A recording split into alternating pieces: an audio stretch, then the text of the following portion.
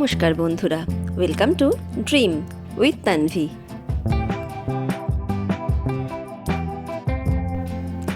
শারদীয়ায় বড়দের প্রণাম, ছোটদের অনেক ভালোবাসা, আর আমার মতো যারা বয়সী তাদের জন্য অনেক ভালোবাসা আর শুভেচ্ছা জানিয়ে আজকের ব্লগটা শুরু করছি।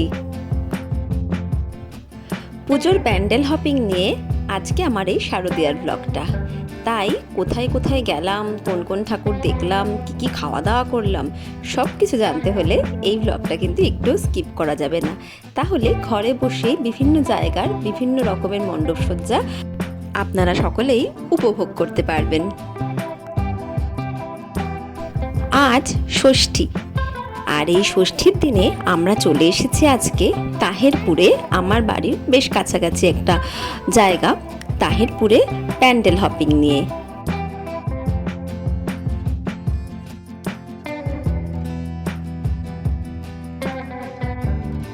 আর এখন যে প্যান্ডেলটা দেখছেন এটা কেদারনাথ প্যান্ডেল, মানে কেদারনাথ প্যান্ডেল বলতে কেদারনাথের মতো স্টাইল করে এই প্যান্ডেলটা করেছে।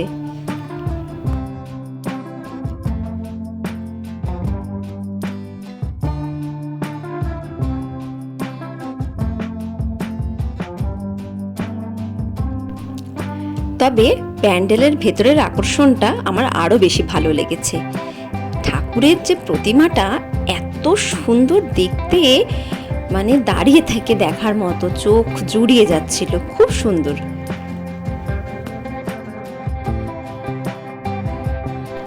আজ সপ্তমী, আজকে চলে এসেছি আমরা কল্যাণীতে, আর এখানে এসে ক্লান্ত হয়ে বসে পড়েছি চায়ে চুমুক দেওয়ার জন্য।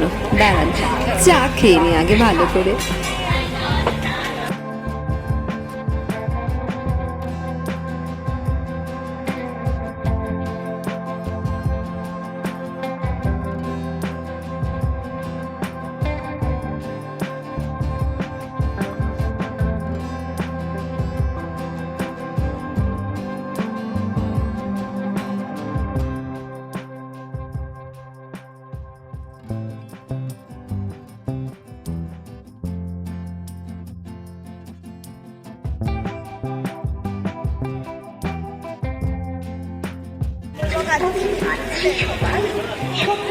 দারুণ হয়েছে।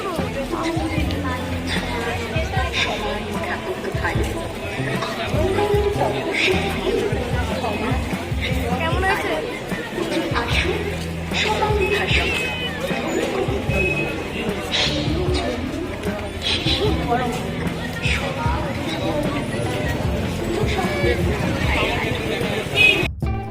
এটা কল্যাণীর রথতলা বলে জায়গার একটা বেশ বিখ্যাত প্যান্ডেল।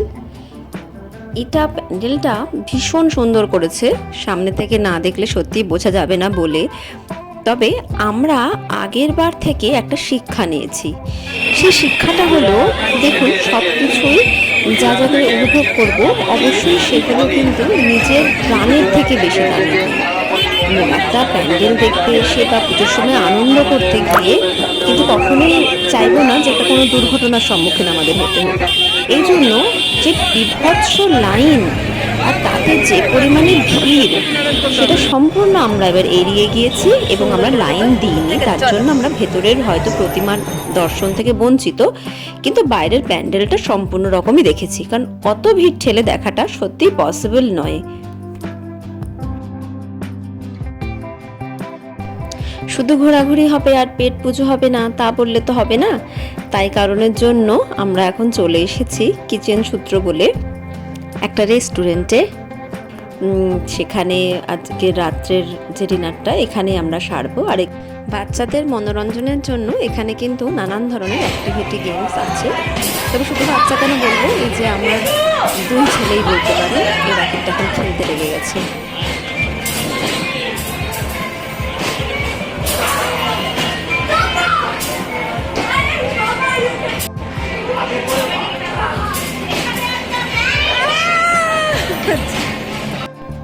আজ অষ্টমী, অষ্টমীর রাতে আমরা বেরিয়েছি আমাদের নিজের এলাকাতে ঠাকুর দেখতে।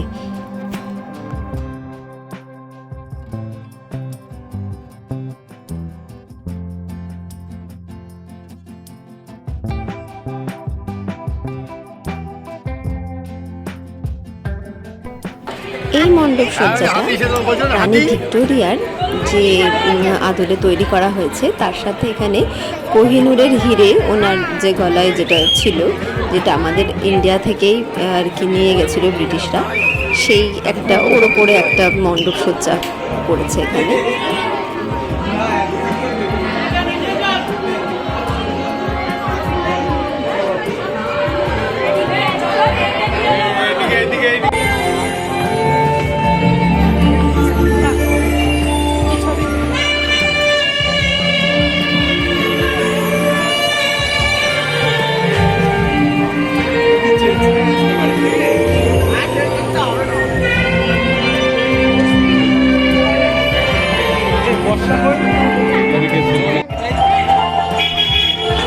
আজ নবমী, আজকে আমরা চলে এসেছি বনগাঁতে ঠাকুর দেখতে।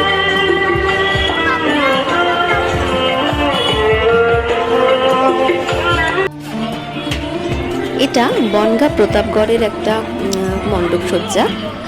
আমি মোটামুটি আমার বিয়ের পর থেকে কম বেশি প্রত্যেক বছরই বনগাঁয় ঠাকুর দেখতে আসি। বিয়ের পরে জানতে পারলাম যে বনগাঁয় এত সুন্দর সুন্দর ঠাকুর হয়। প্রত্যেক বছরে যে খুব মানে বিরাট ভালো ঠাকুর দেখেছি তা না, দুই একবার হয়তো মিসও হয়েছে, কিন্তু মোর অরলেস ভালোই ঠাকুর করে, মানে মণ্ডপ সজ্জা বেশ সুন্দর করে, ভালোই লাগে দেখতে।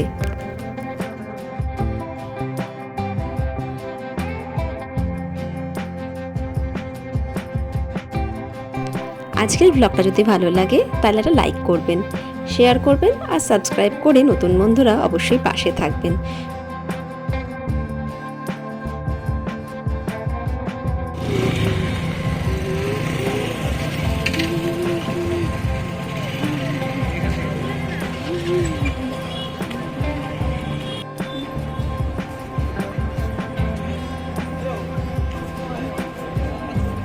এই মণ্ডপের বাইরের সজ্জাটা যতটা না আমার কাছে মানে মনোমুগ্ধকর লেগেছে, ভেতরের কারুকার্যগুলো ভীষণ সুন্দর, খুব সুন্দর। দাঁড়ান ভালো করে দেখাচ্ছে এবার।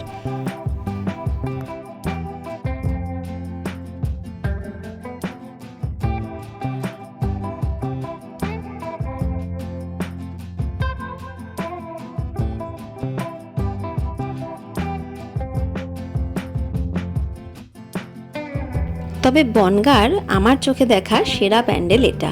হয়তো আরও অনেক প্যান্ডেল হয়েছে, তবে আমরা সব কটাতে যেয়ে উঠতে পারিনি, সময়েরও অভাব থাকে। তাছাড়া অনেক জায়গায় না ঢোকা যায় না, গাড়ি নিয়ে সব জায়গাতে ঠিক ঢোকা যায় না, আর হেঁটে হেঁটে অত দূর যাওয়াটাও সম্ভব হয় না। তাই অনেক প্যান্ডেল যে আমরা দেখতে পেরেছি তা না।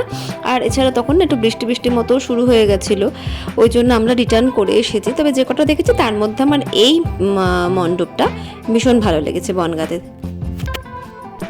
আজ দশমী। আজ আমরা চলে এসেছি কৃষ্ণনগরের মাদার্স হাটে, যে নতুন ব্যাঙ্কোয়েট হলটা ইনগ্রেশন হয়েছে, সেখানে লাঞ্চ খেতে। যদিও এখন দুপুর গড়িয়ে প্রায় সন্ধে হয়ে গেছে।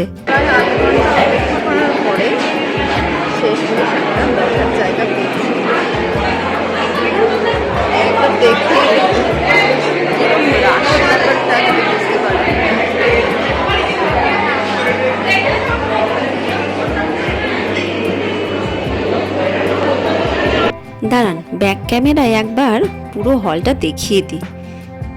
কি ভয়ঙ্কর রকমের ভিড় হয়েছে, আমরা যে কতক্ষণ লাইনে দাঁড়িয়ে রয়েছি। উফ বাপরে বাপ, শেষমেশ যে ঢুকতে পারবো এবং খাবার দাবার পাবো এটাই ভাবতে পারিনি।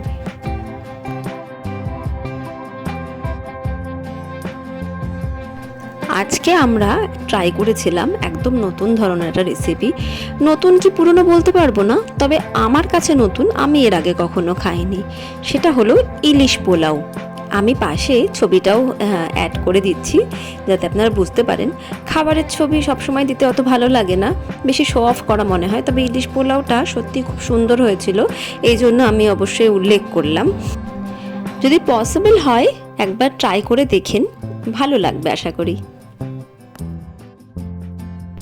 আজকের ব্লগটা যদি ভালো লাগে তাহলে একটা লাইক করবেন, শেয়ার করবেন আর সাবস্ক্রাইব করে নতুন বন্ধুরা অবশ্যই পাশে থাকবেন।